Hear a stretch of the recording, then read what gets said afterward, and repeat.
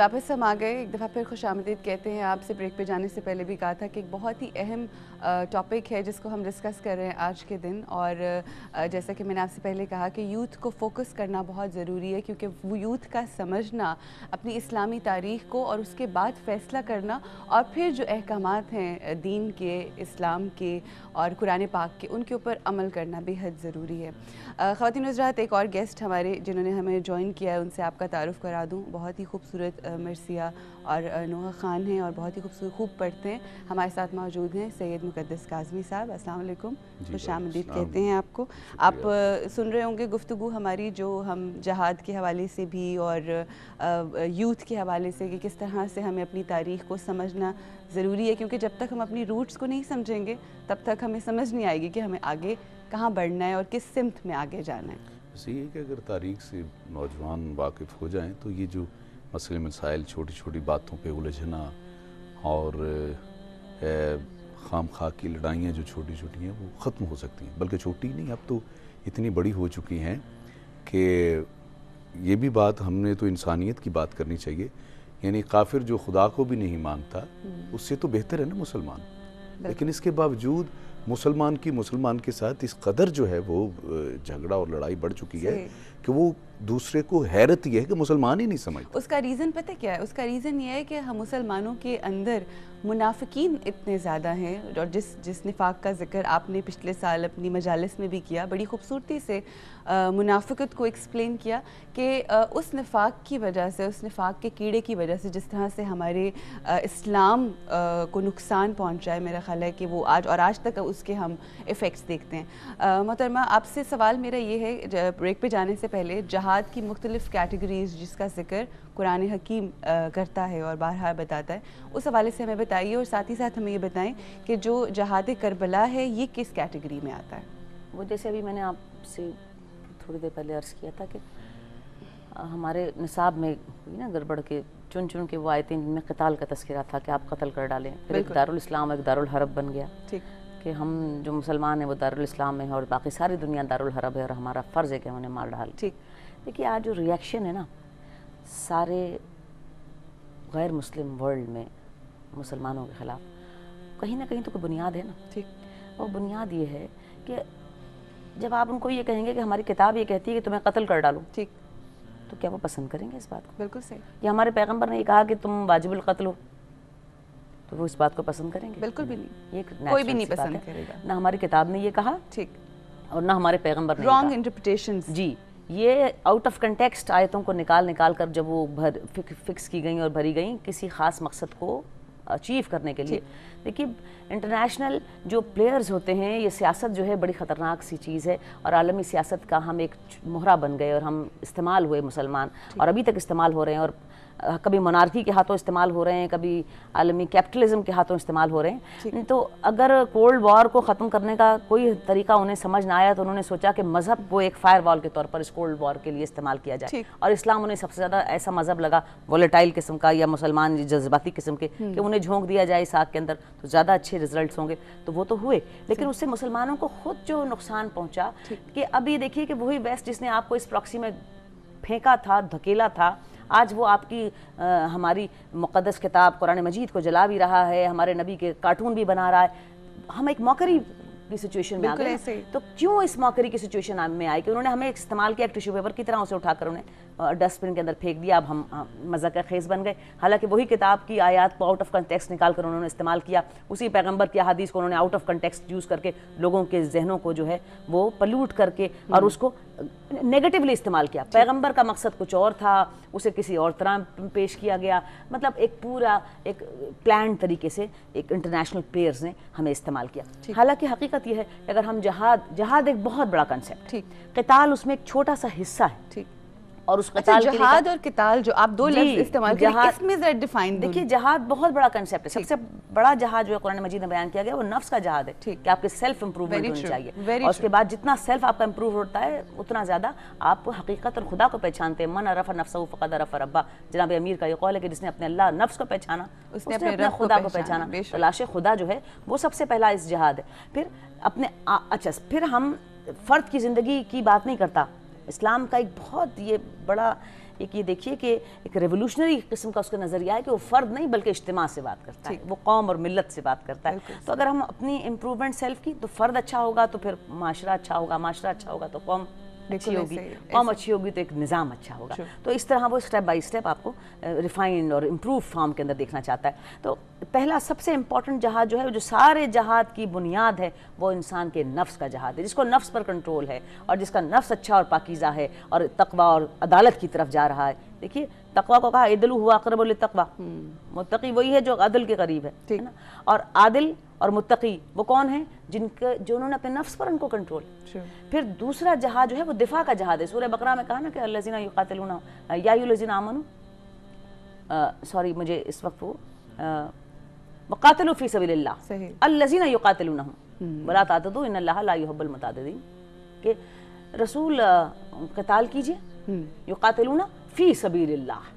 Vested interest کا جہاد نہیں ہونا چاہیے. ایکسپینشن، ٹیریٹوریل ایکسپینشن ہمارے ہاں نہیں ہے، اس کا جہاد نہیں ہونا چاہیے. وہ لڑائی، اس کا کوئی جہاد کا کانسیپٹ نہیں ہے. زر و جواہر، لوٹ مار اور مال و دولت کی حصول کا ہمارے ہاں کسی لڑائی کا کانسیپٹ نہیں ہے. صحیح. فی سبیل خدا، اللہ کی لڑائی. اور سبیل خدا کی لڑائی کون سی ہوتی ہے؟ وما لکم لا تقاتلون فی سبیل اللہ والمستضعفین من الرجال والنساء والوالدان الذین یقولون ربنا اخرجنا من هذه القرية ظلموا اهلها واجعل لنا من لدنك وليا واجعل لنا من لدنك نصيرا. کیوں نہیں سبیل خدا کا قتال کرتے؟ کس کے لیے؟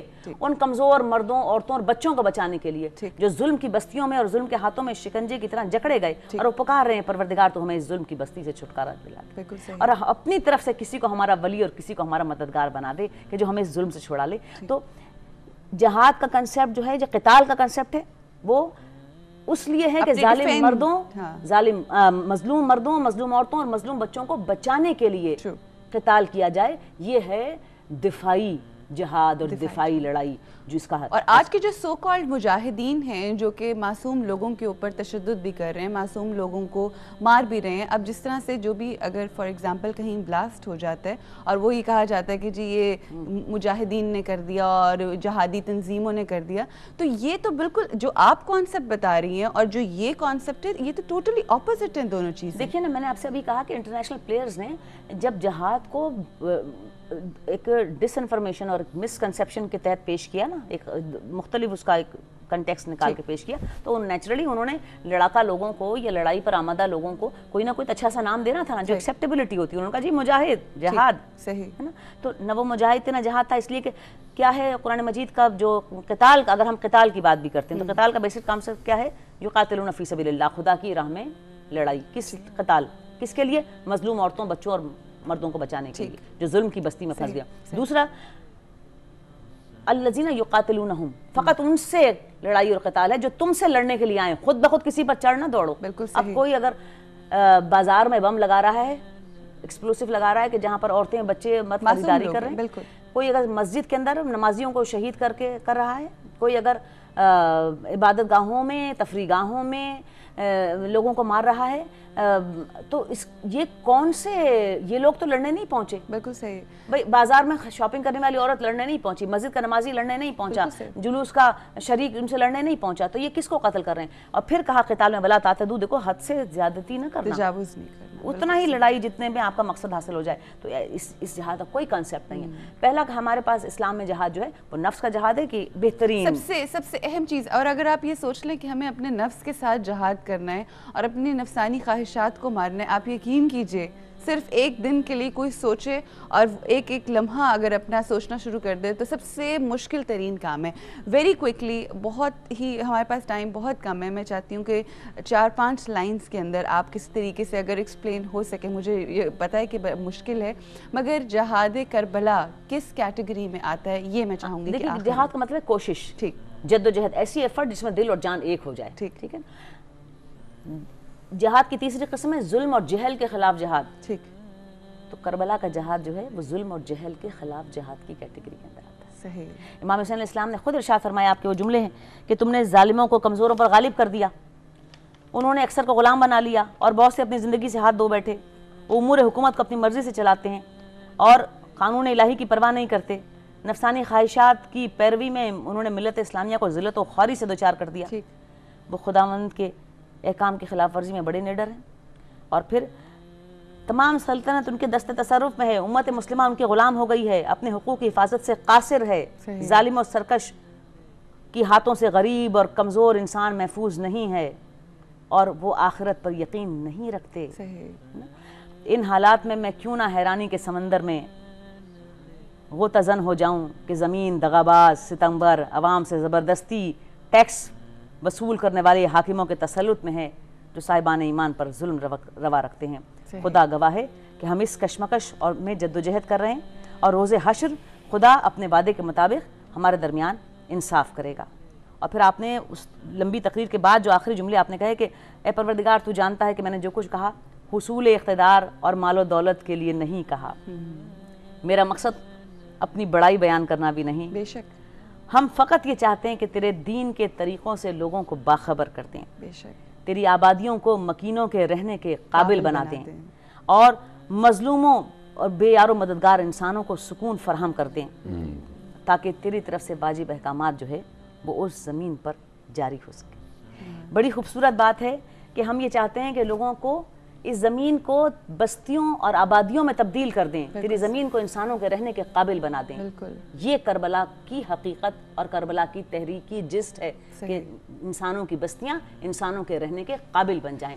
آج آپ مجھے بتائیے کہ کون سی بستی انسانوں کے رہنے کے قابل ہے؟ وہ بستی کی جس میں گھر سے باہر کوئی نکلتا ہے تو سارا گھر اس وقت تک پریشان رہتا ہے جب تک وہ واپس پلٹ کر نہیں آتا۔ یہ بستی انسانوں کے رہنے کے قابل نہیں ہے۔ کربلا بستیوں کو انسانوں کے رہنے کے قابل بنانے کی تحریک۔ جی، ہماری دعا ہے یہاں پر کہ اس واقعہ کربلا کے صدقے میں وہ تمام قربانیاں جو آل محمد صلی اللہ علیہ وآلہ وسلم نے دی، امام حسین علیہ السلام اور ان کے بچوں نے دی، اس کے صدقے میں ہمارا ملک جو ہے وہ ایک پرامن ملک ہو جائے، اور وہ تمام دشمنان جو ہیں اور ایسے عناصر ہیں جو ہمارے ملک کو توڑنا چاہتے ہیں، ان تمام لوگوں کو نیکی کی ہدایت دے، اور ہم لوگوں کے اندر وہ جرأت پیدا ہو کہ ہم جہاد کر سکیں اپنے نفوس کے ساتھ، کیونکہ جب تک یہ نفس کے ساتھ جہاد نہیں ہوگا، باقی آپ جو مرضی کرتے رہیں اس دنیا کے اندر، سب سے پہلا جہاد اور سب سے اہم جہاد ہمارے نفس کے ساتھ ہے۔ خواتین حضرات، یہاں پہ ہمیں رکنا ہے بریک کے لیے۔ آپ کا بے حد شکریہ، بہت مہربانی، بڑی خوبصورتی سے آپ نے نوجوانوں کو، ہمارے بہنوں کو، بھائیوں کو اور دیکھنے والوں کو بہت ہی خوبصورت پیغام دیا۔ اس کو سمجھنے کی ضرورت ہے۔ آپ سے درخواست یہ ہے کہ مجالس بھی سنیں، باقی جو بھی بیانات ہوتے ہیں ان کو سنیں، اور ساتھ ہی ساتھ خود بھی پڑھا کریں تاکہ آپ کو پتہ چلے کہ بیسکلی بیک گراؤنڈ کیا ہے، ہسٹوریکل بیک گراؤنڈ کیا ہے، اور ہوا کیا تھا، اسلامی تاریخ میں ہوا کیا تھا۔ یہ سب جاننا بے حد ضروری ہے اپنی آج کی زندگی کو بہتر کرنے کے لیے۔ یہاں پہ رکیں گے بریک کے لیے، آپ سے ملاقات ہوگی بریک کے بعد۔